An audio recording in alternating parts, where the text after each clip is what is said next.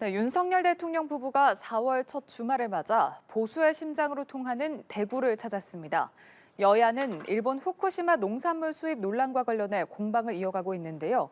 두 분과 정치권 소식 짚어보겠습니다. 송태영 여의도연구원 부원장 그리고 김홍국 전 경기도 대변인 나오셨습니다. 어서 오십시오. 네, 안녕하십니까? 네, 안녕하십니까. 네, 윤 대통령 어제 지역 행보에 나섰습니다. 대구에서 열린 KBO 리그 개막전에 깜짝 시구자로 등장을 했고 또 이어서 서문시장 100주년 기념식에 참석을 했는데 어제 이 지역 행보 두 분은 어떻게 보셨는지 먼저 송 부원장님께 여쭤볼게요. 네, 어제 대구를 윤석열 대통령 네 분께 가셨는데 되게 그림이 좋고 또 대구 시민도 좋아하고 윤석열 대통령도 모처럼 행복해 하시는 것 같았습니다. 예. 그래서 그러한 기회가 많았으면 좋겠다는 생각이고요. 사실은 어제 대구뿐만 아니라 그 전에 통영의 그 수산 인의 날 또 전남의 이제 가뭄 현장하고 전남 순천에서 있는 정원 박람회 여기 참석하셔가지고 예. 말씀도 나누시고 또 지역민들하고 대화를 많이 하셨는데 이 자리에서 되게 전남 같은 경우 이제 그 방문하신 것도 사실 좀 의미를 좀 많이 부여해야 되는데 오늘 보니까 언론에서는 대구 방문이 많이 이제 부각이 많이 됐더라고요. 그래서 춘천에 가셔가지고 대통령께서 호남 발전이 대한민국의 발전이고 대한민국 발전이 호남의 발전이다. 그러면서 이제 호남과의 그러니까 전남 광주와의 그 개인적인 인연을 많이 강조하시고 친숙함과 또 나름대로 호남 발전에 최선을 다하셨다는 말씀이 있었는데 예. 그런 면이 참 좋았고요. 어제 되게 서문시장에서 연설이 좀 있으셨는데 그래서 초심을 좀 더 확인하고 모든 국정 방향과 목표가 국민에게 있다. 그리고 평소에 정치 철학이나 또 향후 정치의 방향을 늘 말씀하신 자유민주주의, 시장경제, 법치주의 이런 것을 말씀하시면서 아마 초심을 확인했다 이렇게 볼 수가 있고요. 특별히 또 지금 윤석열 대통령께서 지역에 많이 가셔서 현장 방문해서 지역 주민들하고 직접 정책을 설명하고 여론을 수렴해야 되는 것은 사실은 지금 여소야대가 극심하기 때문에 대통령의 진심이나 정책적 의도가 사실은 좀 많이 왜곡이 돼서 그런 부분들에 대한 보완 차원에서도 이러한 기회를 많이 가져야 되지 않겠나 하는 생각이고 그런 과정에서 국민들이 많이 호응해 주시지 않겠나 이렇게 기대를 해봅니다. 예, 호남 대구 지역 행보 어떻게 보셨는지요? 네, 대통령의 국민 소통은 중요하니까요. 일단 많이 하는 것 중요하고 잘 했다라고 기본적으로 평가할 수 있습니다. 예. 대신에 지금이 어떤 상황인가? 사실은 지금 윤석열 대통령 취임 이후에 거의 가장 낮은 지지율로 지금 내려가지 않습니까? 최근에 여러 가지 외교적인 실책들 그리고 노동시간 169시간 문제라든가 여러 가지 국민들의 정책에 대한 비판이 커지는 상황에서 예. 역시 보수 정당 국민의힘의 그동안 이 지지 기반이 있는 대구를 찾은 것 아니겠습니까? 그리고 보수 정권의 대통령 또 지도자들이 되게 위기 시에는 대구 서문시장을 찾습니다. 그런 측면에서 극한적인 위기감이 있었던 것으로 판단하고요. 여기서 뭔가 돌파구를 찾아야 되겠다라는 그런 판단을 했다고 보는데 지금 상황이 그렇게 현장 방문으로 그런 돌파가 이루어지지 않는 때다. 결국은 외교적인 실책들, 국민들께 정확한 내용을 알리지 않고 위안부 할머니나 또는 강제 동원됐던 분들의 그런 의사를 반영하지 않은 채 일본에게 덜컥 굴욕 외교에다가 여러 가지 비판을 받지 않습니까? 이 문제에 대한 제대로 된 해명과 국민들을 설득해야 되는데 그런 것 없이 과연 시장 가서 직접 뭐 사람들을 또 국민들 만나 뵌다고 해결되겠습니까? 그리고 좋은 정책 내놓고 노동시간 고통하는 MZ세대 청년들 문제도 풀어줘야 되고요. 지금 경제 문제 심각하죠. 외교 문제는 지금 최근에 굴욕 외교 논란이 있었죠. 남북 관계는 최악입니다. 완전 단절 상태고요. 그리고 민생 문제, 노조와는 대결 상태고요. 지금 국정에 풀리는 게 하나도 없습니다. 그렇다면 여기에 대해서 진솔한 해법을 내놓고 또 국민들 어려워하는 양극화 때문에 고통받는 국민들을 내게 어떤 정책을 내놓을 건가. 밤새 정책 공부하고 공직자들, 관료들 같이 함께 회의하면서 해법을 내놔도 부족한 시간이거든요. 더군다나 지금 시점이 예를 들어서 취임 1주년이 됐다거나 어떤 그런 계기도 아니고 지지율이 아주 나빠지는 상황에서 뭔가 돌파구를 찾는 이런 행보로는 국민들의 마음을 얻기는 좀 쉽지는 않을 겁니다. 저는 도리어 이런 때 더 좋은 정책 만들고 현재 문제점에 대해서 해법 내놓고요. 이태원에서 참사당하신 수많은 분들에 대해서 아직까지 위로 이런 메시지도 제대로 나오지 않는 상황 아니겠습니까? 많은 국민들이 과연 대한민국이 어디로 가나 걱정하고 있습니다. 이럴 때 대통령이 국가 지도자 잡게 핵심 어젠다 내놓고 어떤 정책으로 이 위기 속에서 대한민국이 국격을 높일 것인가, 여기에 대한 해법을 내놓는 것, 그리고 도어 스태핑이라든 거 다 중단됐지 않습니까? 국민과의 소통, 어떻게 앞으로 더 소통하고 언론과도 소통하면서 대한민국을 더 살기 좋은 나라로 만들 것인가, 여기에 더 집중을 해야 된다. 그러나 소통 많을수록 좋기 때문에 이 소통 자체에 대해서는 평가할 수 있다고 판단합니다. 예, 뭐 현장 방문도 중요하지만 그보다는 지금 논란이 되고 있는 이슈들에 대해서 좀 진정한 해법이 필요하다 이렇게 말씀을 주셨는데, 일단 그 지지율 하락세를 언급해 주셨는데 그 지금 최근에 대통령 지지율 보면 이제 TK 지역에서도 긍정 평가에서 큰 하락세를 보이고 있었단 말이죠. 그러니까 좀 이번 대구 방문이 지지층 결집을 이뤄서 좀 지지율 반전의 어떤 계기가 될 거다라는 예상도 있는 반면에 이제 또 그렇지 않을 거다라는 시각도 있거든요. 어떻게 네. 보시는지요? 지금 보니까 어제 그제 대통령께서 전남하고 경남 그리고 대구를 방문하는 것이 상당히 효과가 있긴 있는 모양입니다. 아무래도 지금 김홍국 대변인께서 상당히 비판적으로 말씀하시는 거 보니까 예. 대체로 뭐 정치판에서는 국민과 직접 대화하고 소통하는 부분을 되게 좋은 방향으로 이렇게 설명을 하고 그렇게 권고를 하는데 오늘 좀 다르신 것 같아요. 근데 사실은 대통령은 최고 지도자로서 정책 결정을 많이 해야 되고 하기 때문에 국민과의 대화를 많이 하고 현장에서 답을 찾아야 되는 그런 숙명적인 어떤 소명이나 어떤 과정이 있는 거라고 이렇게 생각을 합니다. 근데 사실 지금 여론조사와 관련된 부분들이 늘 언급이 되고 논란이 되고 있는데 사실상 우리나라의 정치 지형상 한꺼번에 국민의 지지를 올리기는 사실 어렵습니다. 사실 양 진영 간의 지지층이 이렇게 갈린 부분은 분명한 사실 아니겠습니까? 그렇기 때문에 사실은 정책적인 걸 가지고 지지도를 올리는 것은 사실 좀 한계가 있다 이렇게 생각이 되고요. 예. 다만 이제 윤석열 정부가 지난 국민회의 전당대회를 통해서 소위 말해서 당정 일체의 체제를 갖췄지 않습니까? 그 전에는 조금 당과 대통령실 또는 정부와의 약간의 갈등이나 이런 부분이 있었는데 그런 부분을 다 해소를 하고 이제 일체감 있게 당정 협조 체제로 통해서 윤석열 정부의 정책을 뒷받침하고 성공적인 정부를 이끌 수 있는 토대가 마련됐기 때문에 그것을 기반으로 해서 아마도 성과를 내지 않겠나. 그렇게 따르면 지지도가 자연스럽게 올라가지 않겠나 하는 부분이고요. 지금 여론조사상에 지금 문제가 되고 있는 부분이 외교 문제에 관련된 부분에 사실 논란이 많이 되고 있는 것 같습니다. 예. 특별히 야당이 한일 정상회담과 관련된 부분에서 문제 제기를 계속하고 지역적인 문제를 가지고 침소봉대해서 비판을 하고 있기 때문에 그런 부분도 더해서 있는 것인데 한일 정상회담 후속 조치라고는 아니지만 어쨌든 간에 4월 달에 한미 정상회담이 있고 5월 달에는 G7 정상회담이 있고 또 여름 때쯤 되면 기시다 총리가 오게 되면 한일 관계, 안보, 경제, 글로벌 아젠다에 대한 협력 관계 이런 부분들이 구체화되고 가시화되면 그런 외교적 성과가 긍정적으로 나오지 않겠나. 그렇게 때 되면 지지도가 반등하지 않겠나 이렇게 생각이 됩니다. 언급해 주신 외교 문제와 관련해서 지금 여야가 후쿠시마 수산물 수입 그리고 오염수 배출 등 현안을 둘러싸고 설전을 이어가고 있습니다. 국민의힘이 더불어민주당이 반일 감정을 선동하고 먹거리 공포심을 조장하는 후쿠시마 오염수 농산물 수입 괴담을 유포하고 있다라고 이제 주장을 했고 민주당이 당당하면 국정조사에 임하라. 네, 이렇게 맞받았는데 여기에 대해서는 어떻게 보셨는지요? 일단 후쿠시마에서 방류되는 그런 방사능에 오염된 그런 물질들 같은 경우는 우리 네. 국민들의 생명과 안전을 심각하게 해할 수 있는 것 아니겠습니까? 그렇기 때문에 그것은 이미 그 전부터 우리가 국제기구에도 여러 가지 제소를 통해서 얘기하고 있는 상황이고요. 그런데 이 부분에 있어서 이것은 괴담이 아니라 우리 측에서 내놓은 얘기가 아니고요. 일본 측에서 이 사안이 진전이 되고 있다고 해서 일본 언론이라든가 또는 일본의 정부 관계자들이 얘기하고 있는 거거든요. 그렇다면 여기에 대해서 검증하는 것이 어떻게 괴담이 됩니까? 국회라든가 또는 우리의 언론들이 이것을 검증해서 과연 어느 정도 상황인가, 그리고 일본의 의도는 무엇이고 이것이 우리 국민들의 생명과 안전에 미칠 영향은 무엇인가를 정확하게 판단해서 국민들께 알리는 것은 당연한 국회 입법부로서의 일이고요. 예. 행정부에서도 또 일을 해야 되는 것이거든요. 그런데 일방적으로 회담에서 이루어졌던 우리가 이번 회담을 굴욕 외교라고 이제 비판적으로 많이 얘기하지 않습니까?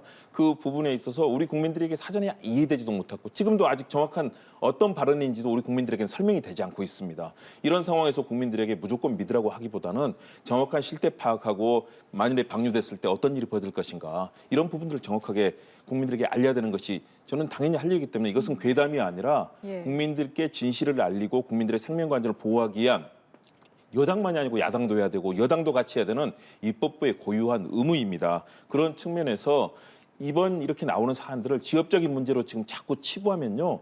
나중에 국가적으로 큰 사태가 벌어집니다. 이번에 나왔던 이 한일 간의 문제, 외교 문제는요. 대한민국이 일본과의 갖고 있는 이 외교 문제는 우리 국가의 정통성과 민족 정신의 문제이기도 하고요. 이 사안에서 하나만 잘못되더라도 우리 국민들이 거기에 대해서 분노할 경우에는 걷잡을 수 없는 사태가 될 겁니다. 이번 한일회담 그리고 그 이후에 벌어지는 사태들 그리고 외교 문제가 지금 얼마나 심각합니까? 외교안보실장이 경질됐고요. 의전비서관, 외교비서관이 지금 경질되지 않았습니까? 이렇게 대한민국의 외교 시스템이 총체적으로 흔들리고 있는 상황이고 이것이 곧 한미 정상회담을 앞두고 최근에 블랙핑크라든가 레이디 가가 공연 문제를 가지고까지 여러 가지 미국 부통령 부인의 이름까지 거명이 되는 상황 아니겠습니까? 이것은 외교적으로 큰 실책이고 이 실패입니다. 그런 측면에서 어떻게 하면 이것을 다잡고 정확하게 국민들께 이 상황을 알리고 외교적으로 성공을 이끌 것인가. 야당에게도 협력을 구해서 야당이 협력하게 만들어야 되는 것이 대통령실과 여당의 책무죠. 그런데 이것을 야당에 대해서 괴담이라고만 치부하는 것은 이것은 잘못된 태도다. 그리고 결국 저희가 하는 일들이 그런 것 아니겠습니까? 입에 발린 말, 윗사람이 듣기 좋은 말만 하는 게 아니라 바른 실정을 정확하게 알림으로써 이런 정치평론도 국가의 발전에 도움되도록 하는 것이기 때문에요. 예. 저희는 진실이 무엇인가 그리고 우리 국익과 국민들의 생명과 안전에 도움이 되는 것들을 외교 분야에서 적극적으로 찾아내고 어젠더화시켜서 대한민국 국익을 높여야 된다. 세계 경제 5위에 들어가는 대한민국 같은 큰 나라가 지금 이 여러 가지 어려운 이 특히 뭐 러시아의 우크라이나 침공이라든가 경제난 때문에 어렵지 않습니까? 이런 외교난, 경제난 이런 상황에서 제대로 갈피를 잡을 수 있도록 정부가 중심을 잡아줘야 됩니다. 예, 이 후쿠시마 주변산 수산물 수입 금지 조치와 관련해서 대통령실은 이 조치를 유지한다라는 방침을 재차 밝히면서 국민의 건강과 안전에 어떠한 타협도 없다. 대통령실 관계자 브리핑까지 포함하면 지금 3차례나 이렇게 쐐기를 네. 박았거든요. 근데 그럼에도 불구하고 이제 말씀하신 것처럼 일본 지금 언론 보도가 계속되고 있는 상황에서 이게 좀 진실공방처럼 가고 있는 것 같아요. 어떻게 보시는지요? 정부나 대통령실에서 그런 일이 없다. 또 그런 것이 거론된 사실도 없다. 이렇게 주장을 하는데 지금 민주당이나 야당에서 그것을 일본 언론 발로 해가지고 이걸 기정사실로 해서 자꾸 얘기를 하고 있는데 참 안타깝기 그지없습니다. 되게 그 안보와 외교에서는 여야가 없다. 이게 사실 우리나라 정치의 사실 전통입니다. 그래서 안보와 외교에는 야당의 적극적인 협조가 그동안 있었던 것입니다. 그런데 이런 차원에서 지금 민주당 소속인 김진표 의장님도 말씀하시지 않습니까? 그 이번에 한일 정상회담은 대통령의 결단이다, 필요한 것이다 이렇게 주장을 하고 있지 않습니까? 그런 차원에서 지금 민주당이 하고 있는 것은 지금 여야 외교와 안보와 관련된 사안에 대해서 좀 금도를 좀 넘어가고 있다 이렇게 볼 수가 있다고 봅니다. 사실 그 한일 정상회담 문제는 지금 문재인 정부가 최악의 한일 관계를 만들었기 때문에 이걸 숙제로 해서 넘겼지 않습니까? 그것을 해결하고 있는 그런 조치 아니겠습니까? 더군다나 이 사안은 사실 불가피한 겁니다. 지금 미중 패권 전쟁으로 인해서 세계가 급격하게 소위 신냉전 시대로 접어든다고 하지 않습니까? 그래서 우리 외교나 안보가 사실 위태위태한 부분이 있습니다. 그래서 안보나 경제나 글로벌 아젠다에 있어서 미국뿐만 아니라 일본과의 관계, 일본과의 협조 관계가 아주 불가피한 상황이고 그렇기 때문에 한일 정상회담은 대통령의 역사적 결단이다 이렇게 봐야 되고 그런 결단 속에서 야당이 협조해줘야 된다고 생각을 하는 겁니다. 대개 이런 얘기가 있습니다. 대개 대통령이 되면 국민과의 대화를 해야 되지만 또 다른 편에서는 역사와의 대화를 해야 된다고 합니다. 대개 자기의 임기 기간 동안에 역사적 소임이 무엇인가를 찾아서 설령 그것을 욕을 먹더라도 또는 정치적으로 손해를 보더라도 그것을 역사적 결단을 해야 하는 그런 숙명적인 어떤 역할이 대통령의 지위에 있지 않습니까? 이러한 차원에서 이번에 한일 정상회담을 봐야 되고 또 이것은 지금 시작에 불과한 거 아닙니까? 그래서 아까도 말씀드렸지만 한미 정상회담이나 G7 정상회담에서의 한미일 정상회담 그리고 여름쯤 돼가고 기시다 총리가 올 때쯤 되면 한미 관계 관련해서 안보, 경제, 글로벌 아젠다에 있어서 협력 파트너 관계가 실질적이고 구체적으로 다 드러나지 않겠습니까? 그때 평가해도 늦지 않다. 그리고 지금 이재명 그 대표가 어떻게 뭐라고 말했습니까? 아니 무슨 먼 게 일본산 먼 게는 수입하고 우리나라 쌀은 안 산다. 이게 무슨 말입니까? 이렇게 선동하고 하는 거는 지나치다 이렇게 말씀을 드리고 다시 한번 안보와 외교와 관련해서는 초당적인 협조가 필요하다. 더군다나 여소야대 아닙니까? 그러면 그만큼 민주당의 책임도 크다는 사실을 인지해야 되고 더군다나 전 정권이 그런 것을 잘못해가지고 정권 교체 당한 거 아닙니까? 이런 것도 반성 좀 해야 됩니다. 그런 말씀드리면요. 멍게 얘기는 일본 그 회담에서 나왔던 얘기에 대해서 정확한 실체를 밝히라고 한 얘기이기 때문에요. 당연히 야당 지도자라면 해야 되는 언급인 거고요. 그 지도자의 결단 필요합니다. 대통령이 되면 그런 고민을 할 텐데요. 대신에 그것은 역사와 국민의 마음과 맞아야 됩니다. 국민과 야당 그리고 모든 정치 세력에 대해서 사전에 충분히 설득하고 협의함으로써 그 결단이 의미가 있게 되는 것이지 국민과 마음에 어긋나고 또 이 한일 관계에 그동안 모든 것들을 다 허물어뜨리는 이런 잘못된 결정을 했을 때 그것은 결단이 아니라요. 나중에 가서 심각한 역사적 실책이 될 수가 있습니다. 그런 측면에서 지도자의 결단은 그 시대 국민들의 마음과 우리 대한민국의 역사와 맞아야 된다라는 측면이고요. 문재인 정부에서 최악으로 만든 것이 아니라 아베와 기시다 우익 정권들이 이 극우 일본의 정권들이 계속해서 기존의 한일 위안부 합의라든가 여러 가지 일본의 사죄를 거부하고 다시 한번 거기에 대해서 또 다른 이의를 제기하기 때문에 문재인 정부 상황에서 계속해서 한일 간의 기대결이 있었던 것이죠. 그런 측면에서 해결이 안 된 것이 아니라 한일 관계는 끊임없이 그런 역동성 속에서 우리가 일본을 주도하면서 갈 수 있어야 되는데 우리가 모든 것을 내줬기 때문에 그런 상황이고요. 외교안보 당연히 여야 없어야 됩니다. 대신에 거대 여당과 정부, 거대 야당에 대해서 여당과 정부가 적극적으로 설득함으로써 야당이 협력할 수 있는 기틀을 마련해 줘야 되는데 야당과 아무런 대화도 없이 아무런 협력 없이 오직 우리 하니까 따라와라고 해서는 해결이 되지 않는 것이죠. 국민들이 같이 합의할 수 있는 외교라는 것들은 적극적으로 책임을 지고 있는 집권 여당과 정부가 야당을 설득해서 함께 갈 수 있는 기틀을 마련해야 된다. 그래야만 지금의 정치도 바뀔 수 있다. 모든 것이 지금 야당을 배제하고 가다 보니까 거대 야당과 계속 사사건건 부딪히지 않습니까? 정치해법은 서로에 대해서 협의하고 설득하고 하는 협치에서 출발하는 것이기 때문에 윤석열 대통령과 여당이 조속히 그런 협치의 정신으로 나간다면 저는 야당도 충분히 할 수 있지 않을까 그런 생각을 합니다. 예.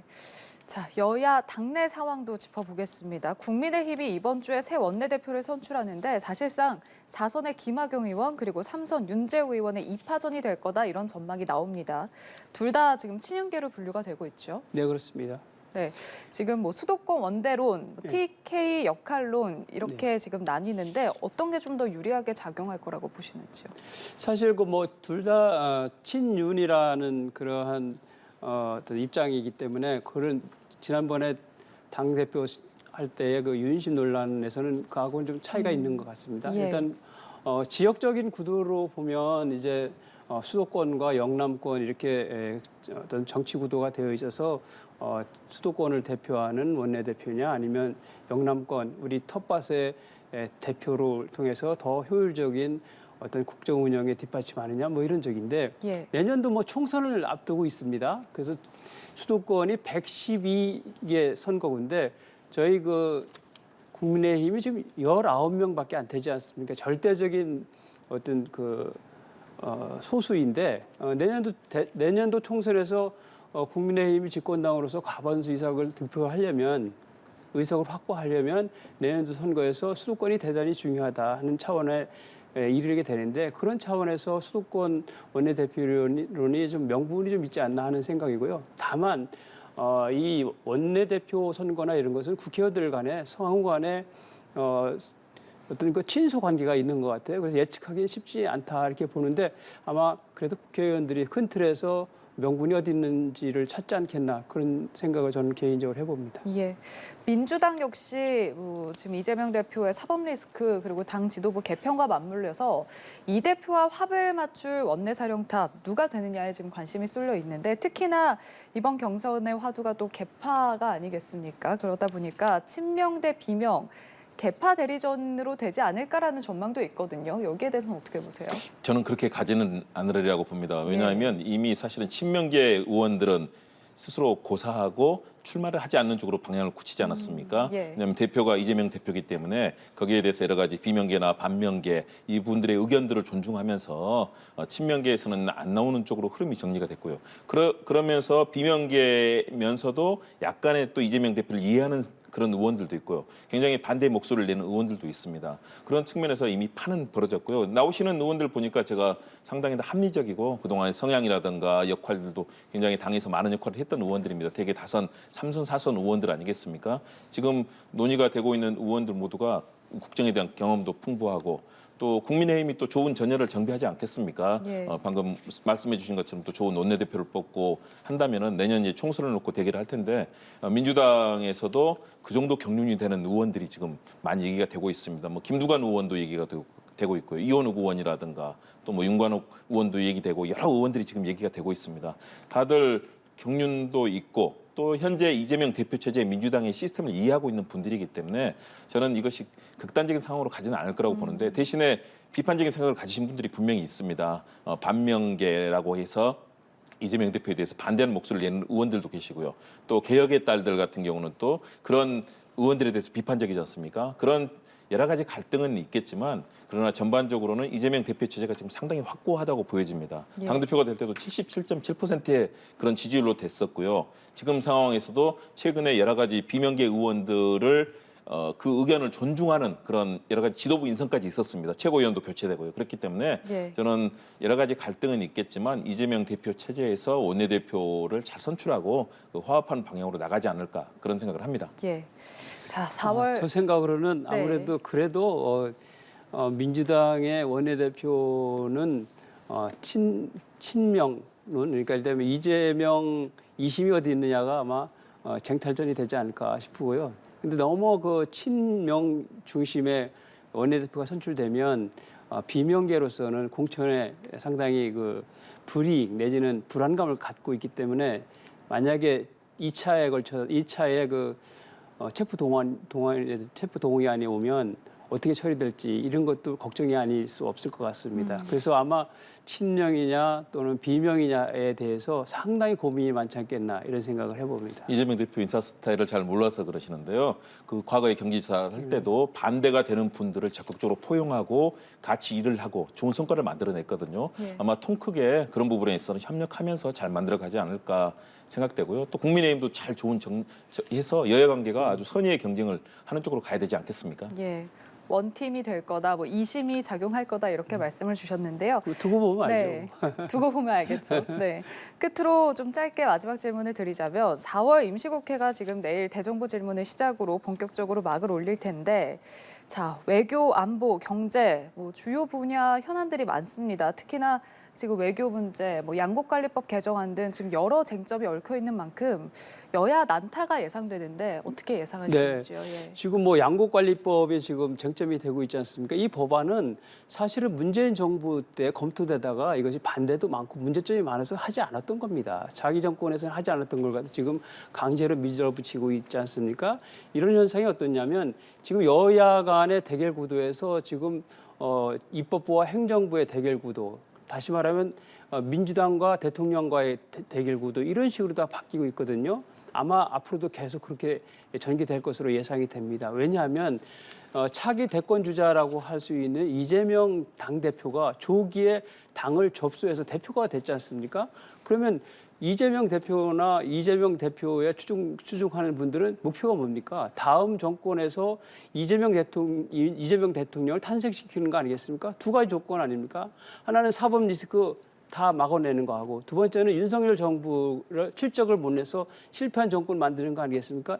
이 모든 것에 초점이 맞춰진 그런 활동들을 열심히 하지 않을까 이렇게 걱정을 해봅니다. 이것이 결국은 국민들의 손해와 피해로 연결되고 우리 국가 장래와 관계가 있다는 차원에서 언제까지 우리가 이재명 대표가 정치권을 볼모로 삼을지 참 걱정이 태산입니다. 예, 김 전 대변인님. 저는 지나친 걱정이시다라고 생각이 듭니다. 왜냐하면 대정부 질문은 정부가 제대로 일을 하고 있는지 의회에서 감시하는 거거든요. 그래서 그동안 일은 어떻게 했는지 주요 현안에 대해서 어떤 의견을 정부가 갖고 있는지 이걸 검토하고 검증하는 시간입니다. 그래서 이번에 한일 정상회담의 문제점들에 대해서 많이 국민들이 걱정하시기 때문에 이 부분 적극적으로 질문해서 어떻게 하면 이 외교 상황을 낫게 할 것인가 그런 얘기를 할 거고요.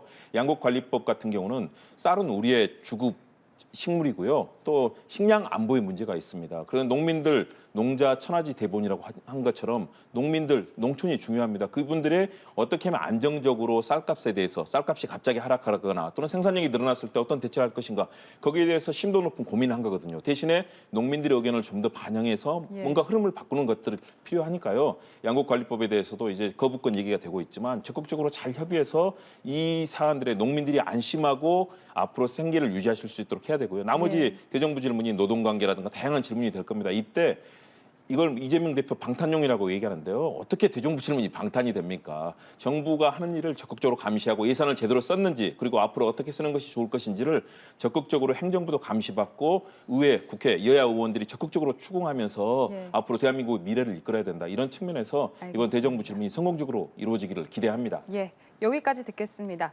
송태영 여의도 연구원 부원장, 김홍국 전 경기도 대변인과 정치권 이슈 알아봤습니다. 고맙습니다.